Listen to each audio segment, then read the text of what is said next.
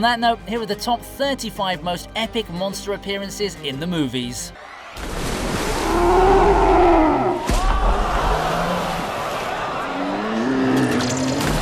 Yeah, this girl's got quite the appetite. The Mosasaurus may not be a dinosaur technically, but we're going to include her anyway because she's still a giant monster. If you've read the books and played the games, then you would have known about the Mosasaur way before Jurassic World came out, but even so, it's such a pleasure to see her in all of her glory. The feeding scene was a great way to introduce her to the audience because we get a good idea of how massive she is. Like, how on earth is the park even able to feed that thing properly on a regular basis? That shark looked like a mere French fry in front of this absolute unit of a monster. And now I really want to see the Mosasaur take on a Megalodon in a future film. And yes, before you try to attack me in the comments, I'm well aware that these two creatures didn't exist during the same time period, okay?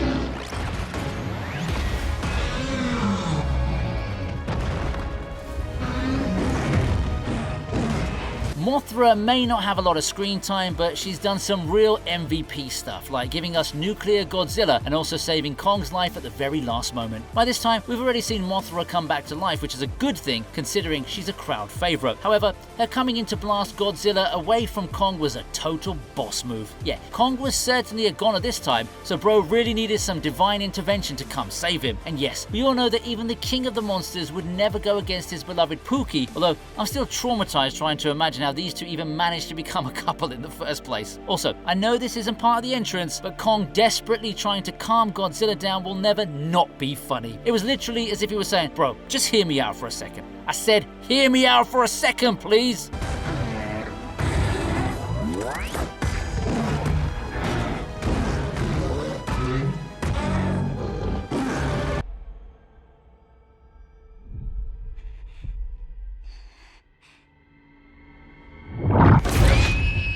That's going to be the other alternative.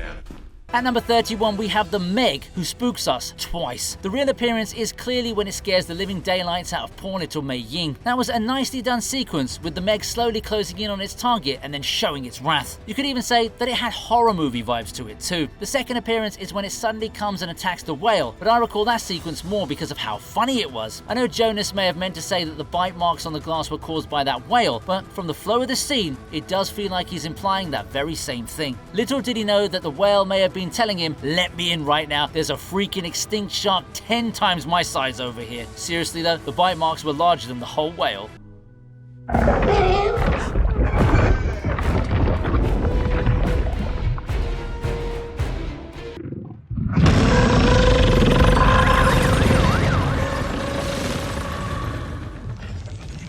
Oh, Jaegers! Advance and fire everything you've got! On my command!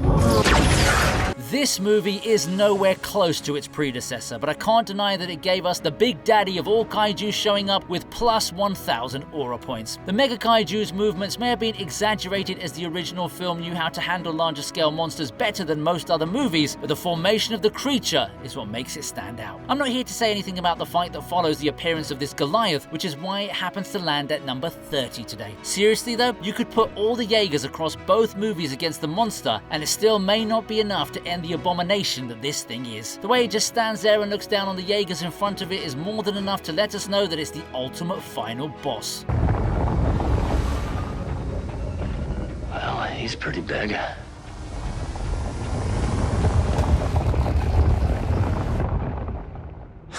Too late, Scourge.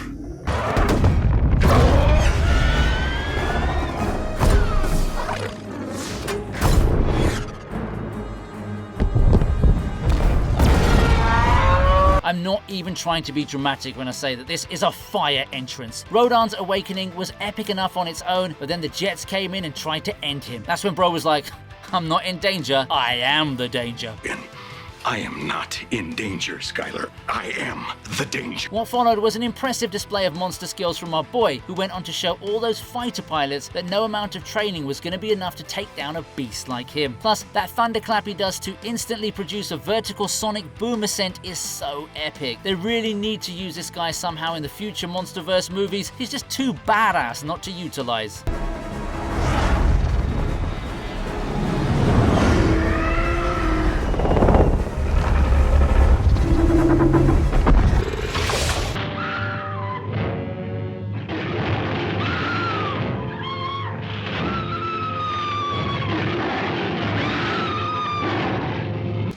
This movie may be 92 years old, but a classic will always have its place here at the TV Regent. King Kong's first appearance in the 1933 film was a spectacular achievement for its era. Like, just imagine being in the theatre in 1933. You hear nothing but the steady growth of the background score, and then you hear Kong's roar. You're terrified of what's to come, and then you see a huge figure stomping through that no one's ever seen on film before. Yeah, this whole sequence alone must have sent chills down those people's spines. It's quite evidently stop motion work, but once again, amazing stuff for its time.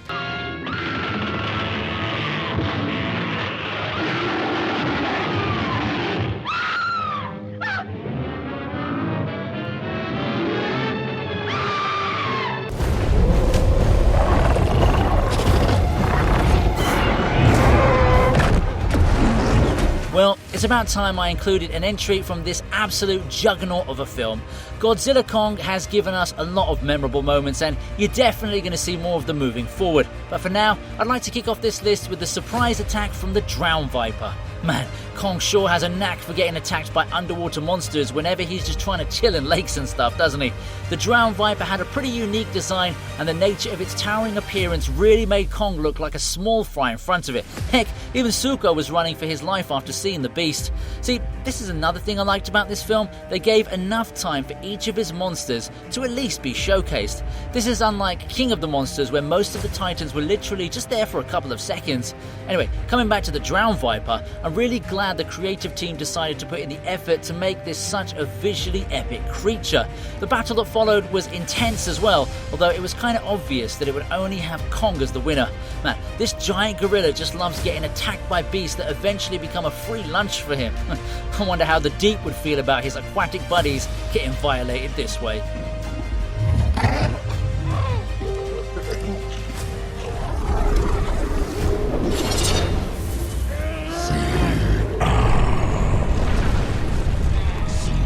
Giant monsters come in all shapes and sizes, and fluidity as well. Just ask Kronos from Wrath of the Titans.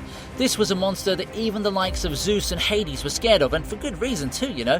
His entrance in the climax of the film was nothing short of legendary because of the epic scale with which he was presented. I mean, if you think about it, this dude is basically a giant walking volcano. The fact that he was even trying to speak in his unique language was also something impressive, because you usually just find monsters roaring into oblivion for no good reason. Not only did Kronos look deadly here, he also made a lot of people sweat, and I don't just mean that because of all the lava erupting from his body. Two literal gods went up against Kronos, and they weren't able to do much damage to the beast. Like, Zeus channeled his inner Thor and struck that thing with his biggest lightning bolt, and all he got in return was the monster's equivalent of ouch. Man, this guy's creature design really must have cost a bomb. Maybe that's why they kept covering him with smoke. After all, you can't really stretch the CGI budget after a certain point, can you?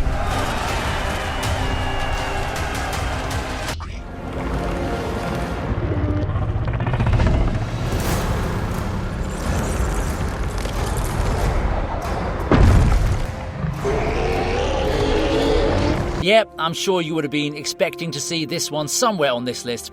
Now, the main reason why I haven't placed Shimo's entrance higher up on this list is because the trailers kind of ruined it for me. Sure, we could assume that she was going to be in the film, but come on, man. That shot with the two glowing eyes would have hit so hard in the cinema halls if we'd seen them in there for the first time. Anyway, it's still an epic entrance because it's right off the bat of Kong's little encounter against the Scar King. Just when it looked like our favourite gorilla was going to humble that prick of a villain, he decides to bring out his trump card, and oh boy, what a trump card she is. Shimo's appearance was made to look larger than life, and it worked out perfectly in context of the scene as well. Seeing her chained up gave us the immediate idea that she wasn't here of her own free will, but even then, that gargantuan size of hers made even Kong look like a chimpanzee in comparison. And then that ice blast pretty much cemented Shimo as the deadliest beast we've seen in the Monsterverse after King Ghidorah. Yeah, there's no way Kong would have been able to take Shimo on. The only dude capable of that was Godzilla.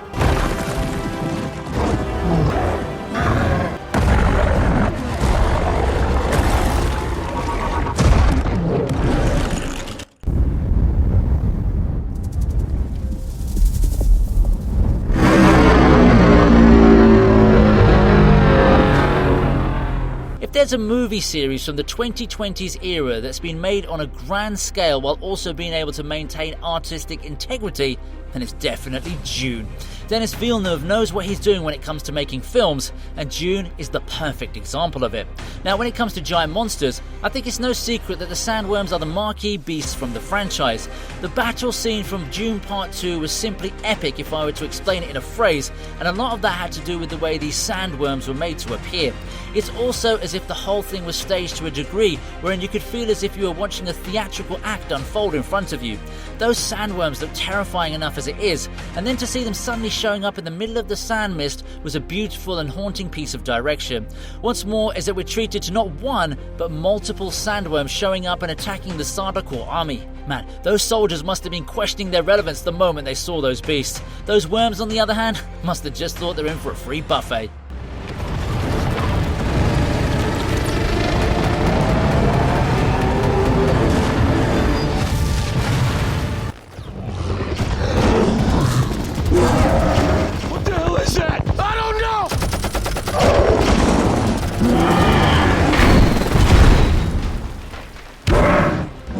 Okay, let me just get one thing clear. King Kong may look like an oversized gorilla, but he's technically a titan, so that doesn't make him a monkey. That's the mistake those silly humans made when they first came across Kong in his debut MonsterVerse film. You know, I've always found the people in these movies to be useless side characters. Like, it's a monster movie, so you better show me the monsters, right? In this case, Kong's entrance was truly epic and scary because he didn't give those choppers a chance. His arrival was announced the moment he started throwing trees at those helicopters without any hesitation. Sure, the silhouette of Kong against the sun is amazing cinematography as well, but the tree trunk hitting the first helicopter is just beautiful to me because it immediately announces Kong as this extremely dangerous beast who can't be defeated by human technology.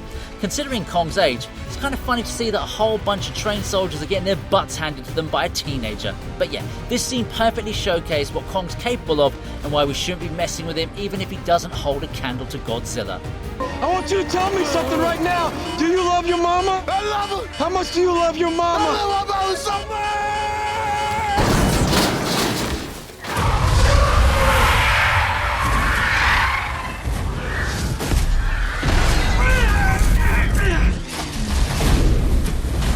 It's hard to make a list on giant monsters and not include Pacific Rim. The kaijus from the first installment were truly terrifying to say the least, and I will still maintain that Otachi was the deadliest of them all. Just look at how she enters Earth through that kaiju portal. You already know you're dealing with an absolute nightmare right from the get-go. However, the main entry I want to talk about here is when Otachi makes that surprise attack on Crimson Typhoon.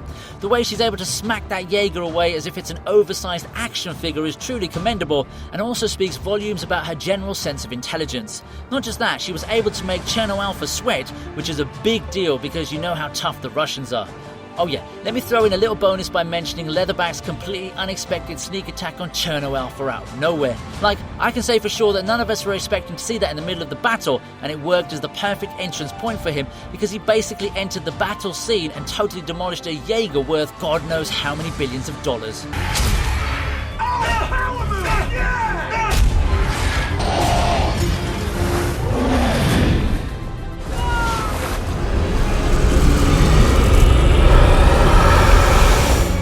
Oh, shit.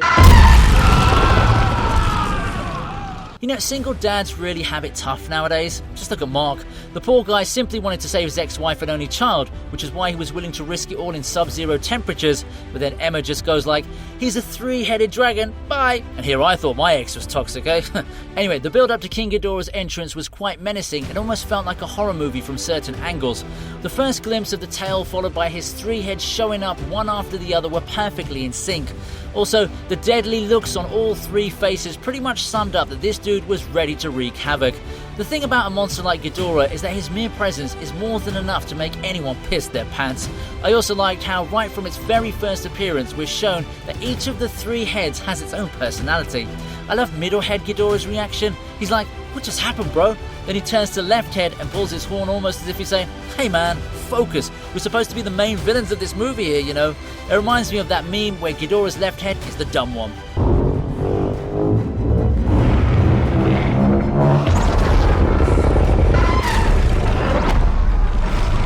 Yeah, that's the shit right there. That's what I'm talking about. Oh, shit. Oh, shit. I've always maintained that this film pretty much redefined the monster genre because of the found footage and POV shooting style. We can clearly see that there's a beast somewhere destroying the whole of New York City. The only time we actually get to see the monster making an entrance is right at the very end of the movie, after the humans think they've managed to defeat the beast by bombing it down. Dude just went like, psych, I ain't dead yet, and went on to get rid of the whole gang of survivors who we thought were going to get a happy ending. Now, if you've been watching my videos from before, you'll know that this monster was given the name Clover by the production team, and it makes a lot of sense because the whole of NYC did feel like a playing field to the beast. I guess that explains the name of this movie as well. Anyway, the point I'm trying to make here is that Clover's first ever proper reveal coincides with the ending of the movie, so that in itself was pretty meta if you think about it. Like, it's almost as if the director was telling us that it's all over once you come face to face with this gigantic monster.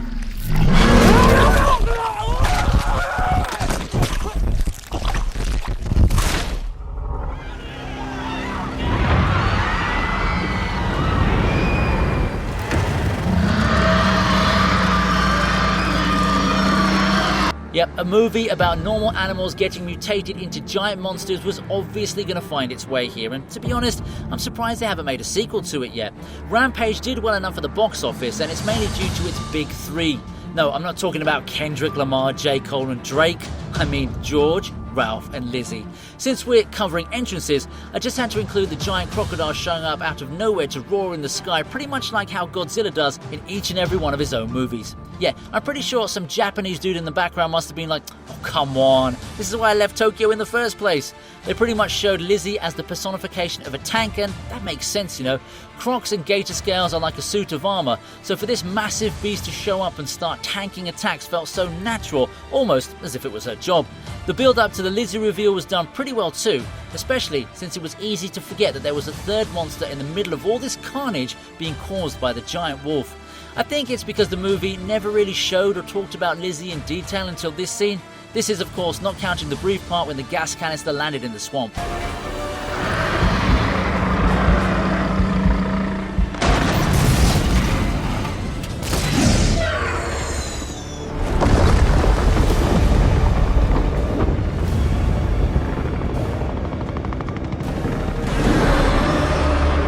I know Godzilla's role in this film wasn't as much as we would have liked it to be, but man, I love this attitude here. Bro was catching bodies left, right and center, and I was totally for it. He took down Skylar, then Tiamat, and was about to add Kong to that list too, until his reincarnated girl Mothra stopped him. That would have been 3 titans in one movie. Anyway, my focus here is when Godzilla evolves and announces his new form by breaking out of a freaking iceberg. The visuals of this sequence were epic to say the least, especially with the way we see his neon green glow lighting up from within the ice. The king of the monsters wasn't messing around at all, and even though I still prefer the OG blue atomic breath, I have to give it to the visuals of this evolved form.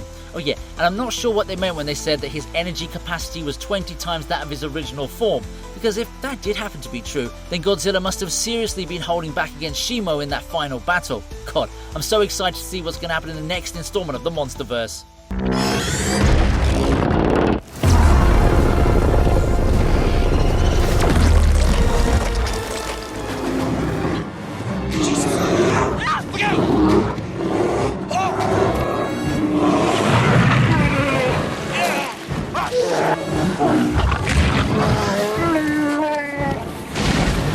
Have you ever heard of the movie Lake Placid? Well, maybe not if you're Gen Z or younger, but believe me, this was the most epic crocodile movie of the time, and it stayed that way for years after its release. It's supposed to be a mix of horror and comedy, but whenever you're dealing with the croc, I think it's safe to say that no one's laughing. The scene in question here is when the giant crocodile suddenly makes an appearance when a grizzly bear is already terrorizing our lead characters. It was so sudden and horrifying because a grizzly bear in itself is a pretty scary beast to tackle. Hearing something like that whimper while being dragged into a lake was probably the scariest thing a kid could see at the time. That bear must have been telling the humans, "I'm on top of the food chain," only for the croc to show up seconds later and be like, "Not anymore, bro." Yeah, I'm sure Yogi won't be stealing any more picnic baskets in Maine after this. Also, I got reminded of this scene almost immediately when I first saw the mosasaur gobbling up the Indominus Rex in Jurassic World. Let me know in the comments if you noticed the same thing.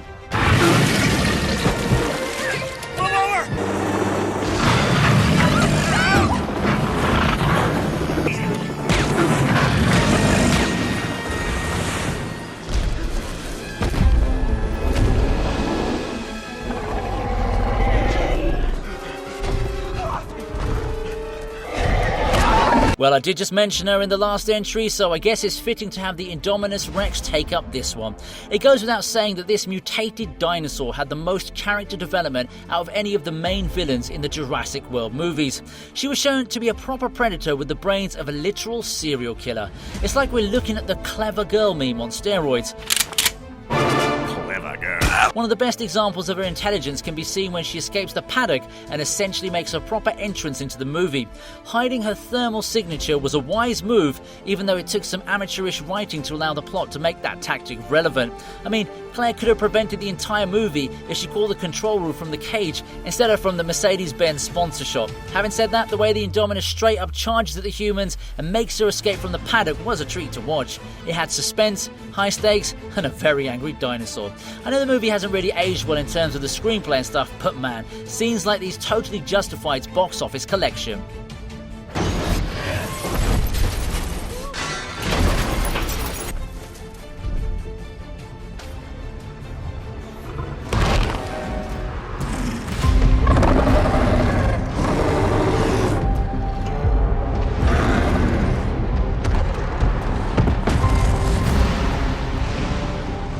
It's the big Battle of the Apes coming in right now, and it's none other than Kong against the Scar King. Now, just to be clear, I don't really think the Scar King is a strong enough villain for King Kong, so forget about Godzilla. The dude literally calls out to Shimo every single time he hits the slightest of inconvenience. Honestly speaking, if he was just by himself, then I don't think he would have stood a chance against Cilia or Tiamat either. However, what makes his entrance so epic is the fact that all the other apes of Hollow Earth worship him as their one true leader. Kong is made to look like a side character in his own movie and amongst his own kind. Well, maybe the exact species might be different, but you know what I'm talking about, don't you? The way Scar King is just casually chilling on his throne without a care in the world goes to show how much of a boss he really is, and the sheer dominance he showcases in front of the other apes in itself is good enough to show Kong that he's at a disadvantage. Sure, the fight starts to go in Kong's favour till Shimo comes to the party, but every single thing up until that point told us that Scar King is the most badass leader these apes have ever seen.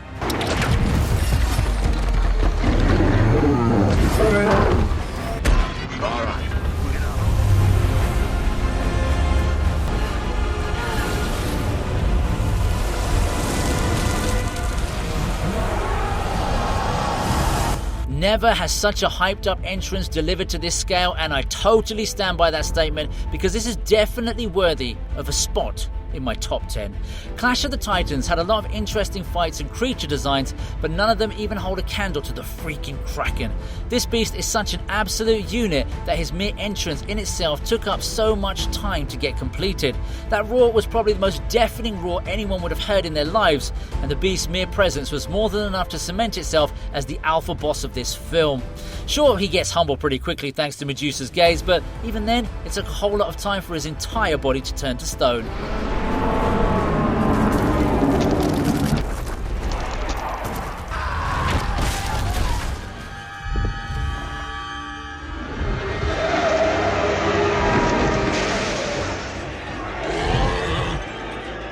When you normally think about a final boss in a classic film, I don't think the Stay Puft Marshmallow Man would be your first choice. However, 1984's Ghostbusters gave us an iconic entrance when the final form of Gozer came in a sweet looking package. What really stands out here is the fact that everyone was worried about who they would choose as the final form of the Destructor. It was only when they were told that the form was chosen that the Ghostbusters and the audience both started to panic. Look, I don't want to put all the blame on Ray for this because I'm sure he was probably trying to think of something that would normally be harmless. However, to see the Stay Puft Marshmallow Man suddenly showing up and roaring like some kind of dragon most definitely took us all by surprise. One of the best things about this scene is that the monster wasn't even in the trailer at all, so it was a genuine shocker. These days, with every movie having about a dozen trailers, you can pretty much plot out the entire film by just watching them in order.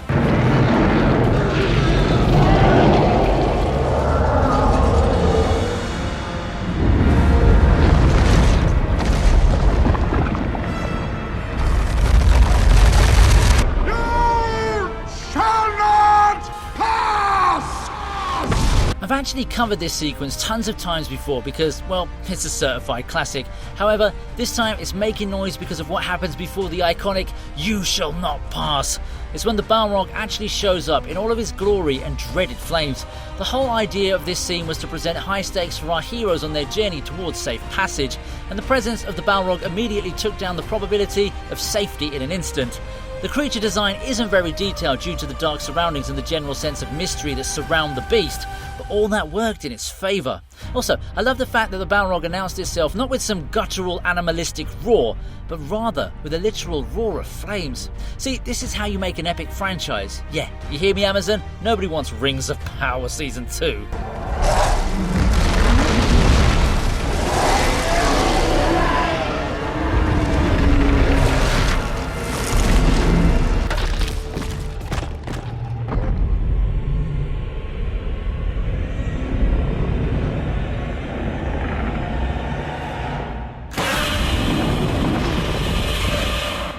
Don't you just hate it when you're at a loud airport? All that noise really ruins the mood, especially if you're trying to go on a nice little vacation. Having said that, I don't think it would have been so bad for these people who had to witness Godzilla unleash his epic roar in typical fashion. I mean, they're also under attack from the Muto, so they definitely need a saviour, but this is also kind of like a money shot. The hype towards the King of the Monsters was building throughout the entire film, so to see Godzilla finally showing up and doing his thing definitely had the crowd going wild. Just look at the stature of this dude. It's actually the one time I didn't have any problem with the way the Americans treated foreign material.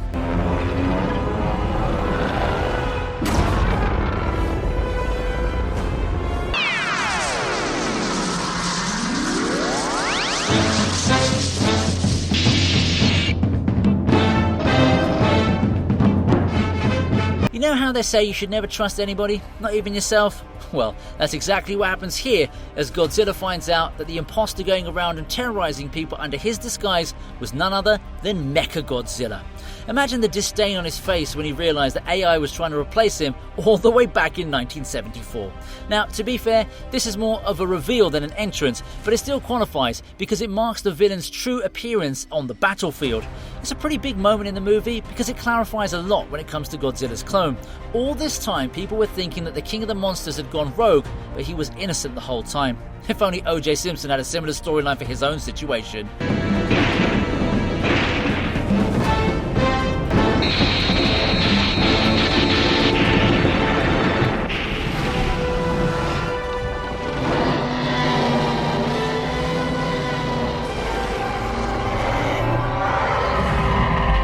Oh yeah, this scene is epic on multiple levels, but I'm not placing it so high up on this list because of the fight scene. It's actually the entrances that get it this far. First of all, you've got the Indominus Rex showing up to order the raptors to finish off the humans. It's nothing fancy as such, but to me, she looked pretty threatening. Then of course, you have the epic entrance of the Jurassic Park OG T-Rex, Rexy. Her entrance alone should have sealed the deal here, but then we get a couple of surprise attacks from the Blue and the Mosasaur to finish things off. See, when I told you about the Lake Placid entry earlier, I figured I should at least let you know where the inspiration actually came from.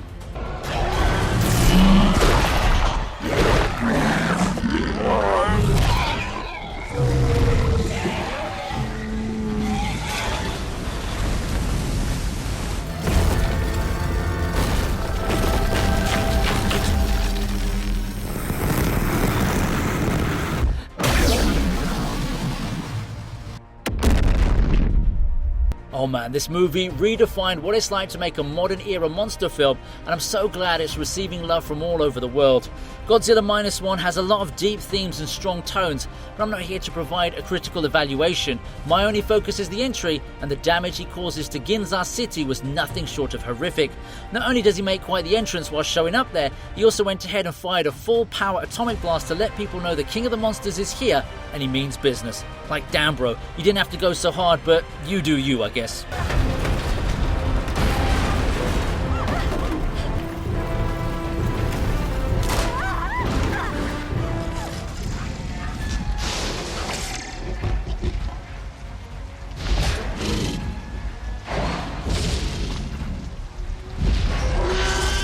The There's no chance in the world where I won't put in the OG entrance in an all-time list. The T-Rex entrance from the first Jurassic Park movie is a scene that's been etched into cinema history forever, and it totally changed the way the world looked at dinosaurs. The creatures' designs were epic for sure, but you also need to factor in the fact that Steven Spielberg used animatronics and physical effects to make this work for the most part. It's truly an accomplishment of the highest order, and even the way this scene is directed leading up to Rexy's arrival is nothing short of spectacular. Right from the power going out to the goat leg falling onto the Jeep, right until the roaring money shot, this is the most epic entrance of all time. But wait, how does it end up at number 2 then? So what's taken the top spot?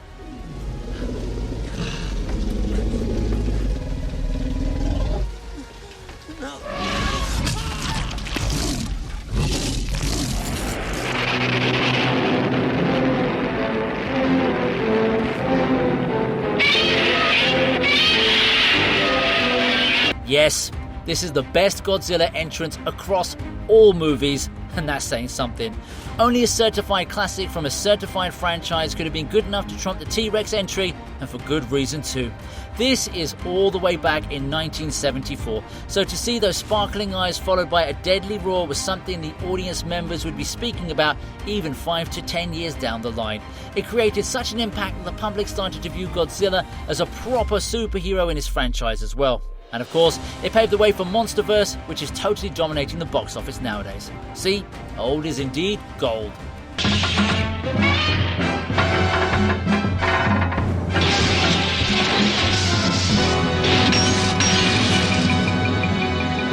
Hope you liked the video. Please subscribe to the TV Regent, and here's another video that I know you're going to enjoy.